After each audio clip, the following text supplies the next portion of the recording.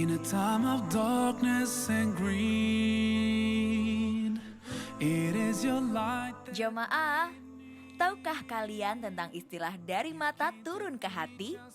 Ternyata banyak mata yang tergoda dan tergila-gila hanya dengan melihat ketampanan seseorang. Tidak hanya wanita saja yang rela menghabiskan uang demi merubah penampilan agar terlihat rupawan. Ternyata laki-laki pun juga sama. Namun ketampanan seseorang itu sangat relatif. Kita tidak bisa menyebut semua laki-laki benar-benar tampan. Seorang Nabi Yusuf yang sangat terkenal dengan ketampanannya pun ternyata kalah dengan sosok yang satu ini.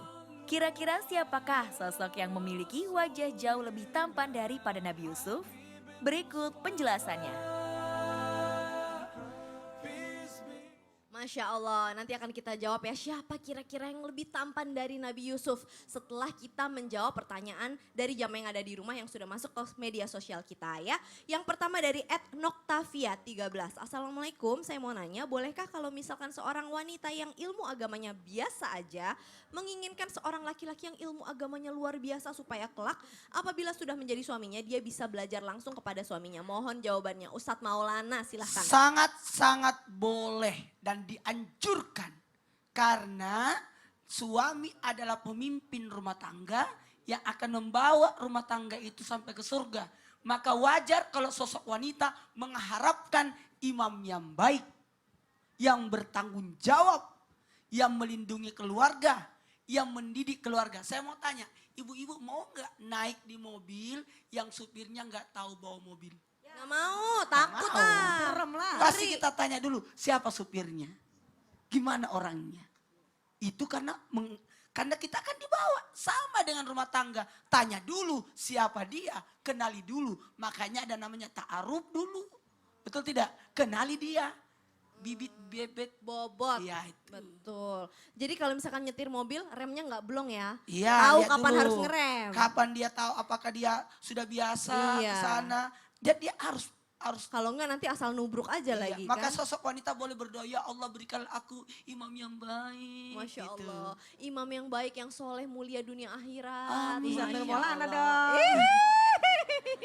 Iya kan udah sendiri Ustadz. Masya Allah. Jangan-jangan ada yang berdoa sekarang. Jangan-jangan. Masya Allah. Oke, berikutnya dari @rini_kurniasih 9. Apakah salah bila istri meminta keadilan tentang pembagian uang yang hanya dikasih Rp10.000 per hari dan suami tidak kasih uang hasil kerjanya ke istri? Ketidakadilan ini sudah dilakukan selama 3 tahun lebih. Nah, gimana Ustazah Lulung? Astagfirullahalazim. Jadi ada seorang suami hanya ngasih uang belanja gitu ya. 10.000 sehari. Aku mau nanya sama ibu-ibu. 10.000 sehari dapat apa Bu? Bisa nggak 10.000 sehari? Bu, bisa nggak 10.000 sehari? Boleh nggak seorang istri itu dosa nggak? Atau boleh nggak dia minta keadilan? Boleh dong, kan sama suaminya sendiri. Bukan suami orang. Iya, yang penting dalam surat An-Nisa 34 seorang suami itu kan qawwamuna 'alan nisa, dia pembimbing, pemberi nafkah segala macam. Yang minta, mungkin cara mintanya nih yang kurang gimana gitu ya. Kenapa? Sama suami itu harus pinter ngerayu. Kalau sama suami itu harus manja gitu loh. Coba contoh-contoh. Mas, duit. Oh, Nah, gitu. gitu. Jangan sama yang namanya suami orang, Mas. Enggak boleh, salah. Justru seorang suami itu sangat senang melihat istrinya bermanja-manja dengan dirinya. Pakai baju yang bagus. Baju yang bagus. Pakai parfum sama suami. Pakai parfum sama suami. Pakai lipstik sama suami. Pakai lipstik yang bagus iya, ya kan. jangan Jadi, kalau pergi keluar pakai lipstik di rumah nggak pakai lipstik. itu dia masalahnya. Jadi harus tanyakan sama suaminya, kenapa sih Mas? Bicarakan. Mas kenapa sih Mas? Surat Ali Imran ayat 159. Yaitu apa? Bermusyawarah dalam salah satu perkara. Ini satu perkara. Jangan sampai baru 3 tahun kok, baru 3 tahun. Baru 3 Insya Allah tahun. kita doakan sakinah, mawaddah, Amin, warahmah. amin, amin, ya Banyak Allah, ya Rabbal rezekinya. alamin. Amin ya Ustadz robbal. Maulana kenapa amin. Ustadz Maulana kenapa ketawa-ketawa dari tadi? Ketawa-ketawa gimana? 10.000 cukup gak itu ya? Iya kan? Ya Allah doain ya Ustadz ya. Semoga insya Allah masalahnya cepat selesai. Amin, Jazakallah ya khair, Rabbal jazakallah alamin. khairan. Terima kasih banyak Ya Ustazah Lulung dan Allah. juga Ustadz Maulana. Kasih tepuk tangan dulu dong Bu. Jamaah. Ada yang mau nanya nggak nih? Ntar dulu tapi ya, sebelumnya kita akan mendengarkan tausiah dulu dari Ustadz Syam nih. Assalamualaikum Ustadz Syam. Waalaikumsalam warahmatullahi Masya wabarakatuh. Allah. Ustadz Syam merasa ganteng atau enggak? Waduh, jangan dong, Masya Allah. Kenapa? Dibully aku se-Indonesia. kalau begitu. 21 hari saya di luar enggak datang. Setelah saya lihat Ustaz Sam ganteng banget. Masya Gara-gara Allah. 21 hari gak ketemu saat ini. Gara-gara 21 hari gak ketemu. Masya Allah. Ustadz Syam, nih gimana sih kalau misalkan kita tahu tentang Nabi Yusuf itu kan katanya bener-bener Masya Allah ganteng banget nih. Betul. Tapi sebenarnya ada gak sih sosok yang lebih ganteng dari Nabi Yusuf alaihissalam? Mohon tausiahnya. Masya Allah. وراودته التي هو في بيتها عن نفسه وغلقت الأبواب وقالت هيت لك قال معاذ الله إنه ربي أحسن مثواي.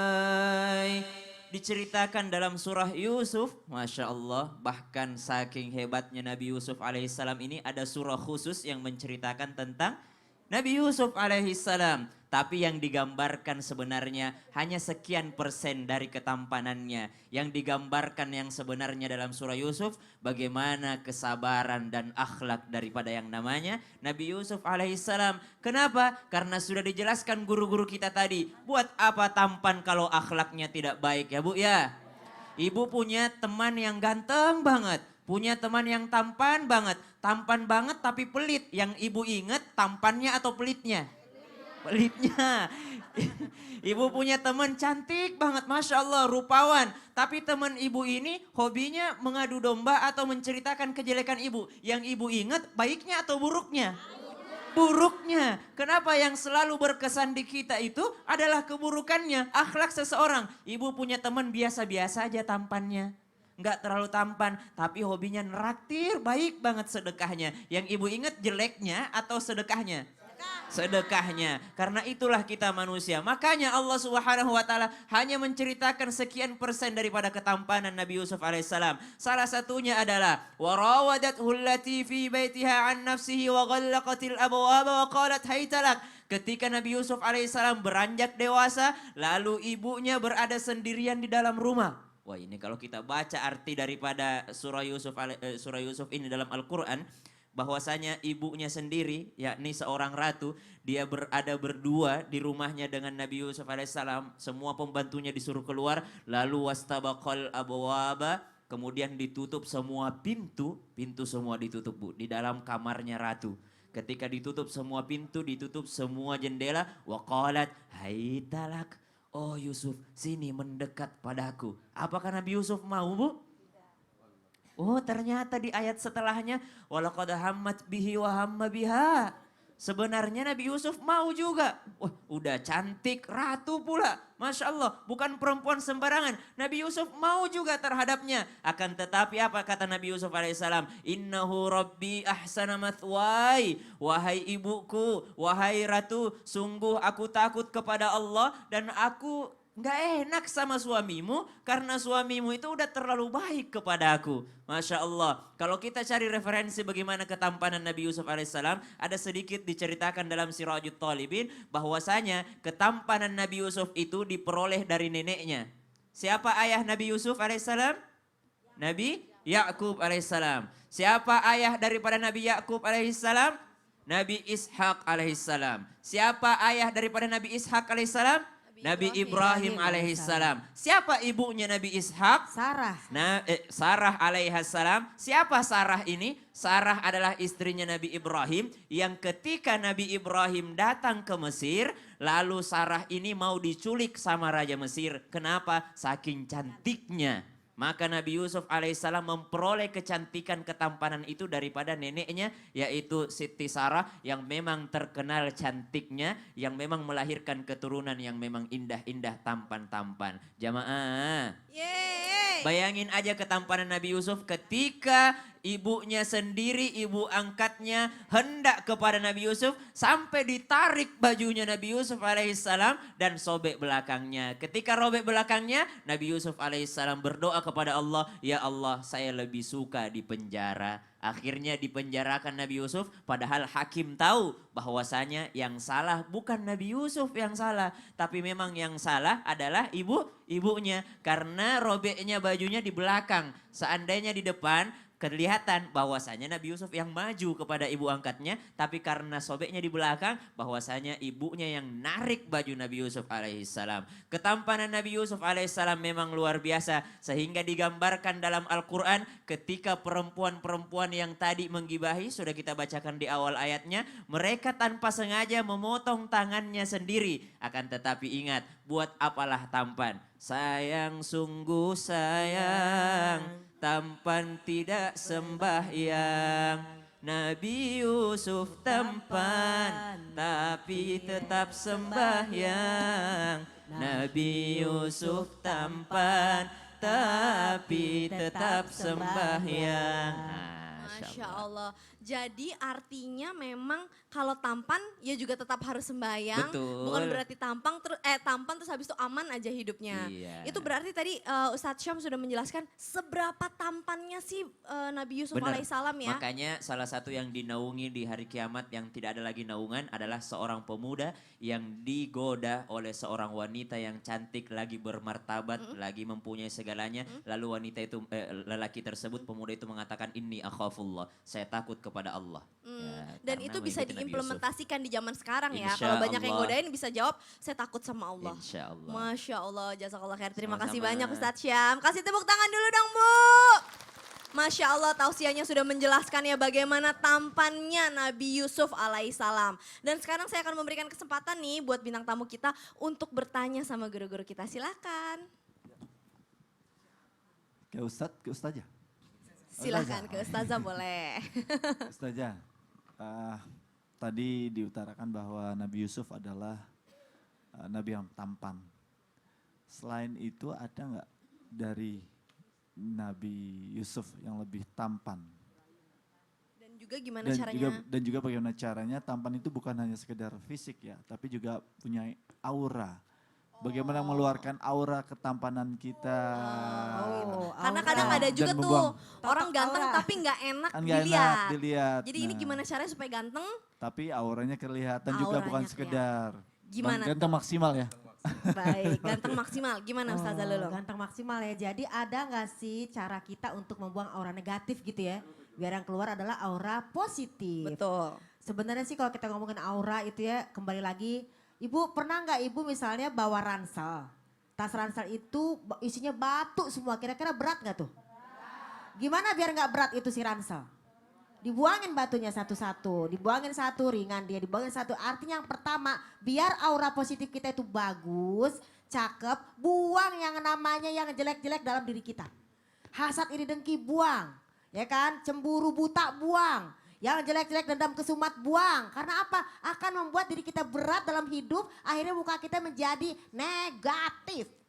Itu yang pertama. gitu. Karena apa? Kalau udah bawa-bawa, coba deh kalau kakak Caca pergi kemana bawa ransel yang berat-berat, kira-kira ngerepotin badan kita nggak? Iya, bikin pegel-pegel. Makin pegel-pegel, itu yang pertama. Dan yang kedua selain yang tadi masalah aura negatif yang kita bawa-bawa, buntelan ya.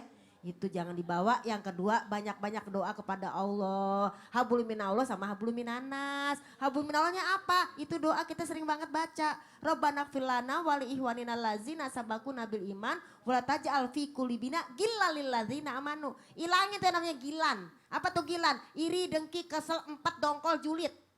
Oh, itu tuh ilangin. pokoknya buang. Banyak-banyak istighfar nih ya. Banyak-banyak istighfar. Buat ngapus dosa-dosa kecil. Ladzina amanu, iri dengki sama orang beriman. Iri dengki sama orang soleh. Boleh sih kalau kepengen soleh lagi boleh. Iya, boleh. Tapi jangan iri dengki. Nauzubillah Baik. min zal. Baik. Insya Allah aura visi terpancar. Amin. Kalau insya ditanya Allah. siapa yang lebih ganteng dari Nabi Yusuf, kayaknya saya nggak bisa menjawab karena kan saya cantik tidak ganteng. Oh gitu, baiklah. Gimana Mas Gunawan udah cukup menjawab? Cukup. Terima kasih. Baik. Jamaah. Yeay. Seperti janji saya tadi, siapa yang mau nanya sama guru-guru kita boleh angkat tangan nih. Jamaahnya dari Palembang banyak banget, Masya Allah. Oke, dari belakang saya deh. Oke, silahkan Ibu.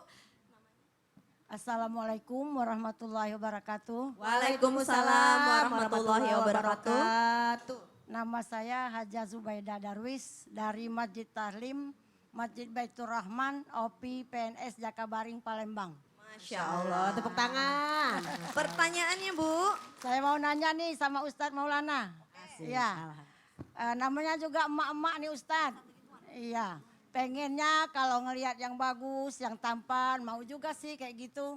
Nah, gimana cara kita untuk mengikuti tip-tip daripada Nabi? Kalau bisa keturunan saya tampan-tampan juga nih Mbak. Oh, Iya. tips merawat fisik ya. Iya. Baik. Iya, Ustadz, makasih. baik. Sama-sama Bu. Oke, jawab sedikit boleh Ustadz Maulana? Sedikit aja ya. Iya, iya. Karena yang sebenarnya yang box jawab ini Ustaz AR. Gimana tips-tipsnya? Kalau saya sih mau cantik, mau ganteng anaknya, berdoa. Oh. Mau lagi? Mau. Silakan. Oh baiklah. ya, Ustadz makasih. Ahmad Riwan silahkan dijawab Masya Allah, pertanyaannya. makasih, Tips Bu. merawat fisik ala baginda Rasulullah Masya Sallallahu Allah. Alaihi Wasallam. Makasih, Silahkan. Bu, ya, dari Palembang. Bismillahirrahmanirrahim. Bicara tentang bagaimana Rasul Shallallahu Alaihi Wasallam merawat fisiknya yang merupakan anugerah Allah Subhanahu Wa Taala. Semua kita ini akan ditanya tentang apa yang menjadi pemberian Allah untuk kita. Wa kullukum mas'ulun an ra'iyati. Kita yang belum menikah ditanya tentang fisik kita yang dijaga bagaimana dahulu di dunia dirawatnya. Nah, bagaimana sih Rasul Shallallahu Alaihi Wasallam merawat fisiknya ini? Rasul Shallallahu Alaihi Wasallam merawat dengan cara yang terbaik. Pertama apa? Dia jaga sesuatu yang haram untuk tidak masuk ke dalam tubuhnya. Loh, kok gitu Ustaz? Iya. Kenapa? Karena ini yang justru merusak semuanya tadi. Hati yang menjadi pusat kontrol ini menjadi rusak. Kan sudah dibahas dari awal, ketampanan kita itu, kecantikan, keindahan kita itu ada di dalam fisiknya tadi, ada segumpal benda namanya hati. Kalau dia baik, maka baik semua. Kalau radar ini rusak, maka rusak semuanya. Ini bisa mengeras kalau kita selalu diasupi makanan-makanan yang haram. Ini dia. Yang kedua, Rasulullah SAW melakukan banyak ubudiyah kepada Allah Subhanahu Wa Taala dalam bentuk syukran lillah, rasa syukurnya kepada Allah Subhanahu Wa Taala. Dijaganya, karena tubuh indah ini anugerah Allah Subhanahu Wa Taala, kita cuma diberikan hak guna pakai. Apa Bu? Hak guna pakai. Hak guna pakai. Nanti kalau seandainya Allah tanya, untuk apa kau buat tubuhmu rentah? Dalam hal apa tubuhmu kau hancurkan? Allah tanya Subhanahu Wa Taala, nanti di akhirat Allah Subhanahu Wa Taala tanya. Kan kata Rasulullah SAW, la tazulu qadama 'abdin hatta yus'al an arba. Tidak akan bergerak kaki seseorang di akhirat kelak sampai ditanya nanti 4 hal. Salah satunya adalah tentang masa mudanya, dalam hal apa dia buat, dalam hal apa dia habiskan, dalam hal apa dia hancurkan. Kemudian Rasulullah SAW merawatnya dengan lebih konkret, misalkan banyak berpuasa. Karena apa? Cukuplah sesuatu yang merusak perut seseorang dengan cara dia memasukkan semuanya ke dalam perutnya. Itu kata Rasulullah SAW. Karenanya apa? Di sini wi'a'us syarr. Perut ini banyak sekali keburukan, tempatnya, wadahnya keburukan. Rasul banyak puasa. Makanya kalau dia temukan istrinya tidak memasak apa-apa dan tidak bisa dia makan pada waktu pagi untuk sarapan, maka dia katakan ini shaim, saya berpuasa kata Rasulullah SAW. Kemudian apa lagi? Setelah itu Rasulullah SAW rajin berolahraga. Makanya kalau dilihat Rasulullah itu fisiknya paling sehat di dunia ini. Hanya tercatat 2 kali beliau sakit. Satu karena diracun, ya karena waktu itu ada seorang wanita Yahudiyah yang memberikan racun dan melumurinya di sebuah paha dari kambing yang Rasulullah SAW nikmati itu. Kemudian apa lagi? Rasulullah SAW sakit jelang wafatnya. Itu dia. Jadi Rasulullah memang olahraganya rutin. Olahraganya rutin Rasulullah. Makanya tatkala ada salah seorang yang datang untuk menantang Rasulullah SAW, bergulat, kata Rasulullah SAW, apa yang akan kudapat kalau aku mampu mengalahkanmu dan membuatmu jatuh? Katanya, bagimu satu ekor domba. Rasulullah SAW akhirnya meladeni itu, kemudian dibantingnya sama Rasulullah. Ini kalau tidak karena fisik Rasulullah SAW yang kuat, maka sesungguhnya yang datang menantang Rasulullah adalah orang kuat. Berarti fisiknya kuat. Nah, karenanya kata Rasulullah SAW apa? Beliau mengatakan al-mu'minul qawi khairun wa ahabbu indallah minal mu'minul dha'if. Mukmin yang kuat, mukmin yang sehat jauh lebih Allah cintai daripada mukmin yang lemah. Dan ikhwan yang kuat jauh lebih dicintai daripada ikhwan. Iya, gitu kan? Karena disitulah kemudian ibadah jadi lebih nikmat, lebih nyaman, tawaf juga lebih nyaman, wukuf juga lebih nyaman, puasa juga jadi lebih nyaman, ya.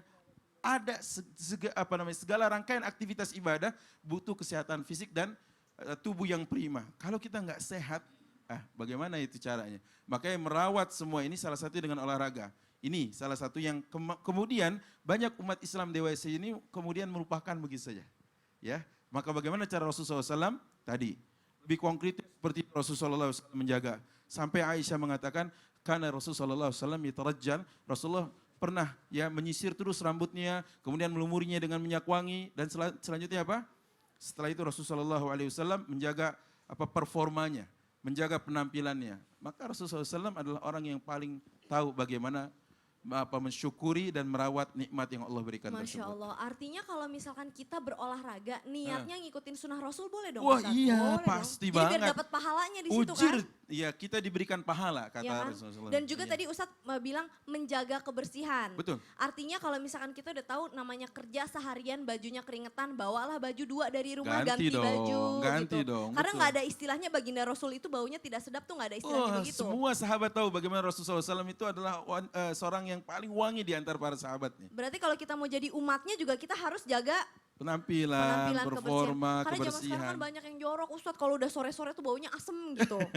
Itu nggak boleh ya, tidak disarankan ya. Itu di sebelah mana itu ya? Di mana itu? Bagian mana dari Pokoknya bumi ada ini? lah, Ada pokoknya ya? kalau udah sore-sore tuh jadi asem Iya, banget ya baunya. Allah, ya Rabbi. Apalagi kalau kita naik busway, Berarti, naik MRT berarti kalau gitu. kita makan pempek gak usah pakai cuka lagi? Iya bukan Ya, itu. gitu ya.